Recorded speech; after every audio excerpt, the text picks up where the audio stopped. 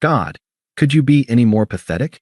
It's just dancing, she sneered after ignoring me the whole evening for her old flame at the wedding. So I drove home alone. Now our friends blocked her number, and she has no idea where I went. Hey viewers, before we move on to the video, please make sure to subscribe to the channel and hit the like button if you want to see more stories like this. Thanks. The air in the ballroom was thick with the smell of champagne and gardenias. From my perch at the round table, number 7, I watched Sarah and her new husband sway under the twinkling lights, looking at each other like they'd just invented love. I was happy for her. Truly. It's just that watching something that perfect can make you feel your own relationship like a phantom limb. You get this urge to check it's still there. My fingers found the stem of my water glass. Across the dance floor, Chloe's laugh cut through the music, a sound so bright and sharp it drew every eye. She was with Mark, an old friend from her college days who'd flown in for the wedding. He had his hand on the small of her back, guiding her through the crowd toward the bar. She was looking up at him, her head tilted in that way I used to think was reserved for me. I looked down at my phone. 9:17 p.m. The last text I'd sent her, an hour ago, sat unread. Grabbing us seats at table 7. Saved you a piece of the lemon cake. A server swept by, clearing the empty champagne flutes from our table. Seen your better half? He asked amiably. She's making the rounds, I said, forcing a smile. The band shifted to a slower song. The happy couple cleared the floor, and other partners drifted into their place. And there they were, Chloe and Mark, stepping into the center of the empty space as if they'd been waiting for their cue. He pulled her close, one hand on her lower back, the other clasping her hand tight against his chest. Not the loose, friendly hold you use with an old pal. This was something else, something possessive. She melted into him, her cheek resting against his shoulder, a serene smile on her face. A cold knot began to tighten in my stomach. Dude, a voice murmured beside me. It was Ben, Sarah's cousin. He nodded toward the dance floor, his eyebrows raised. Everything cool? Yeah, I said too quickly. Old friends. You know how it is. He gave me a pat on the shoulder that felt more like a condolence and moved away. I watched them for 3 full songs. Every time the music changed, they'd laugh, say a few words, and stay right where they were. He'd whisper something in her ear, and she'd playfully swat his chest, her fingers lingering on the lapel of his suit. I saw Sarah, the bride, glance over at them from her sweetheart table, a tiny frown creasing her forehead before she was swept back into conversation. This wasn't jealousy. Jealousy is hot and irrational. This was something colder, more clinical. It was the slow, dawning realization that I was witnessing a performance, and I was the only one in the audience who knew the script was wrong. Finally, I pushed back my chair. The noise of the reception seemed to fade into a dull roar as I crossed the room. I found her just outside the ladies' room, reapplying her lip gloss in a gilded mirror. Chloe, she jumped, then saw my reflection and rolled her eyes, turning back to her makeup. Alex, hey, you finally decided to socialize. I've been at our table for an hour. I texted you. My phone died. What's up? You look tense. She said it like it was a character flaw. I took a breath, keeping my voice low. Are you okay? You've been out there with Mark for, like, an hour straight. People are starting to talk.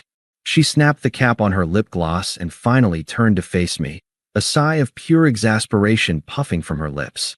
God, could you be any more pathetic? It's just dancing. He's an old friend. If you were more confident, you wouldn't be so threatened. The words landed like slaps. They were so cliché, so rehearsed, that for a second I could only stare. This was the woman I'd planned a future with.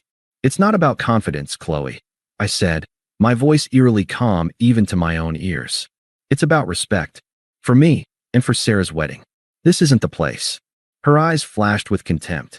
She leaned in close, her perfume, the one I'd bought her for her birthday, smelling suddenly foreign and acidic. Maybe you should try being more fun. More like him, she hissed. Now excuse me, he's waiting. She brushed past me, her shoulder knocking into mine. I stood there, rooted to the spot, watching her walk away. She didn't hesitate. She went straight back to Mark, who was leaning against the bar. She put a hand on his arm, rose on her toes, and whispered something in his ear. He looked over her head, his eyes finding mine across the room. A slow, smug smile spread across his face. He gave me a lazy, two-fingered salute. And Chloe, my Chloe, laughed that bright, sharp laugh again, following his gaze to see the punchline. Me. The cold knot in my stomach dissolved, replaced by a profound and absolute silence. The music, the laughter, the clinking glasses, it all just stopped. In that perfect, silent clarity, I saw it all for what it was. The love wasn't just gone, it had been a placeholder. I had been a placeholder. The switch had flipped. There was no anger left to burn. Only a simple, incontrovertible truth. I was done. The hum of the reception faded into a distant, meaningless buzz. I watched them for another moment. Chloe's hand now resting on Mark's arm, her body angled toward him like a flower seeking the sun. The image didn't hurt anymore. It was just data. A fact. A conclusive piece of evidence in a case I hadn't known I was building. I turned my back on them. My feet carried me across the ballroom, my movements automatic and precise. I didn't look at anyone. I didn't see the curious or pitying glances. My focus had narrowed to a single, clear objective: exit with dignity. I found Sarah near the head table, accepting a hug from her great-aunt. She caught my eye over the woman's shoulder, her smile bright but questioning. I waited patiently for the hug to end. "Sarah," I said, my voice steady. "That was a beautiful ceremony. You look incredible."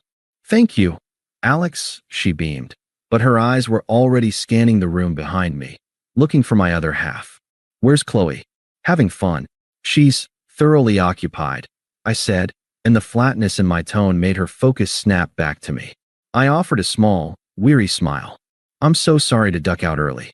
I've developed a truly apocalyptic migraine. I think I need to go lie down in a dark room before my head actually explodes." Her expression shifted instantly from bride to concerned friend. She knew me. She knew I wasn't a complainer. She also knew where Chloe had been all night. Her gaze flickered past me again, toward the bar, and her face softened with a deep, understanding pity. "Oh, Alex. Of course. Are you okay to drive?" "I'm fine. Just need quiet." I leaned in and gave her a real hug, a solid one. "Congratulations again. Really, I'm so happy for you." She hugged me back tightly, a little longer than necessary. "Call me tomorrow," she whispered into my ear. It wasn't a suggestion. I pulled back, nodded, and gave her hand a final squeeze. Then I turned and walked out of the ballroom. I didn't look back. Not once. The cool night air of the parking lot hit my face like a blessing. It was clean, silent, and untainted. I found my car, got in, and closed the door. The silence inside was absolute. I didn't turn on the radio. I didn't call anyone. I just sat for a moment, hands on the wheel, listening to the quiet thrum of the engine. Then I drove home. The streetlights blurred into golden streaks. There was no internal monologue, no raging against the injustice of it. The part of my brain that cared had been surgically removed back in that hallway, with the sting of her words. What was left was a strange, hollow peace. The decision was made. The course was set. There was nothing left to debate. I pulled into my driveway, our driveway, and killed the engine. The house was dark and silent. I walked inside, towing off my dress shoes by the door, hanging my suit jacket on the hook. The familiar surroundings felt like a museum exhibit of a life that had ended about an hour ago. I went into the bedroom. Her side of the closet was open, a spill of dresses and shoes. The perfume bottle sat on her vanity. I looked at it all, and I felt nothing. No nostalgia, no anger. It was just stuff. I changed into a t-shirt and sweatpants, brushed my teeth, and got into bed. The space beside me was empty and cold. I stared at the ceiling for a long time, waiting for the pain to hit, waiting for the tears, the heartache, the devastating sense of loss. But it didn't come. Instead, a deep, bone-weary exhaustion took hold. My body felt heavy, my mind blissfully blank. The last conscious thought I had was a simple, logistical one: I'll need boxes. Then I fell into a deep, dreamless, and perfectly still sleep. The world had ended, and I had never slept better. The sound of a key fumbling in the lock jerked me awake. Sunlight streamed through the blinds. I checked my phone on the nightstand. 2:17 p.m. I'd slept for over 12 hours. The front door swung open and slammed shut. Footsteps, unsteady in high heels, clicked against the hardwood floor. I didn't move. I lay there, listening to the aftermath of her night. The sigh, the drop of a purse onto the console table, the fridge opening, then closing when she found nothing she wanted. Our bedroom door creaked open. Chloe stood there, silhouetted against the hall light. She still wore the emerald green dress from the wedding, now wrinkled. Her makeup was smudged, giving her a raccoon-like weariness. She blinked at me, expecting something. An argument. A question. Tears. "You're still in bed?" she asked, her voice raspy. "I tried calling you like 10 times. I sat up, swinging my legs over the side of the bed. I didn't look at her. My gaze fell on the empty cardboard box I'd retrieved from the garage last night and left sitting by the closet. A silent promise to myself. My phone was off, I said. My voice was flat. Neutral. She took a step into the room, her arms crossed. "So you just left? You couldn't find me to say goodbye? You made me get an Uber home." That was so embarrassing. I finally looked at her. I let her see the absolute void in my eyes. There was no anger there to push against. No hurt for her to manipulate. Just nothing. "What are you doing?" she asked, her bravado faltering as her eyes darted to the box. "Packing," I said. I stood up and walked to her side of the closet. I started with the shoes, placing them neatly in the bottom of the box. Strappy sandals. Boots. The black heels she'd worn on our first anniversary. "Packing what? For what?" A note of panic crept into her voice. "Your things." I moved to the dresses, sliding them off their hangers one by one. "Your sister is expecting you. I called her this morning. She'll be here in an hour to help you get the rest." The silence that followed was deafening. I could feel her stare burning into my back. You're kicking me out." The words were a disbelieving whisper. Then, like a storm cloud rolling in, her tone darkened. "Over nothing? Over you being a jealous baby last night. You're unbelievable." I placed a silk blouse in the box and turned to face her. Her face was flushed with real, indignant anger. She truly didn't get it. "The lease is in my name," I stated, my voice still that same, infuriatingly calm monotone. "It's not working out. I'll Venmo you your half of the deposit." It was the clinical nature of it that finally broke her. The lack of fire. She wasn't having a fight with her boyfriend. She was being processed. "You can't do this," she shrieked, taking a step toward me. "After 3 years, this is how you end it? By throwing my clothes in a box. What is wrong with you?" I didn't answer. I just turned back to the closet and continued packing. She stood there for a full minute, seething, waiting for a reaction that wouldn't come. Finally, she let out a sound of pure frustration, spun on her heel, and stormed out of the room. I heard the bathroom door slam shut, followed by the sound of the shower. An hour later, right on time, her sister Lisa's car pulled up. Lisa, a sharper, colder version of Chloe, marched into the house without knocking. "What's the big emergency, Alex?" I had to cancel a. Her voice trailed off as she took in the scene. Me, silently placing a stack of Chloe's jeans into a second box, and Chloe, red-eyed and fuming on the couch in her bathrobe. "He's having a psychotic break," Chloe announced to her sister, gesturing at me like I was a museum exhibit. "He's kicking me out because I danced with a friend at a wedding." Lisa looked from her to me, her eyes narrowing. "Is that true?" I stopped packing and looked at her. "The boxes are here. My decision is final. I'd appreciate it if you could help her expedite this." Lisa, who had never liked me, seemed almost impressed by the sheer, icy finality in my voice. She shrugged. "Your loss, dude. Come on, Chloe. Let's go. You're too good for this drama anyway." They packed her remaining things in a flurry of muttered insults and slammed cupboard doors. I stayed in the living room, out of their way. When they were done, Lisa carried the last box out to her car. Chloe stood by the front door, her keys in her hand. She looked at me, a final, desperate attempt at manipulation in her eyes. "You're really going to let me walk out that door? After everything?" I met her gaze. Yes. The word was so simple, so absolute, it stole the breath from her lungs. The act dropped. For a split second, I saw pure, unadulterated shock. And then fear. She opened her mouth to say something else, but nothing came out. She turned and walked out, pulling the door shut behind her with a quiet, definitive click. The silence that filled the house was no longer hollow. It was peaceful. The text started a few days later. Not from her. From the world, filling me in on the karma I had no interest in seeking. From Sarah, the bride.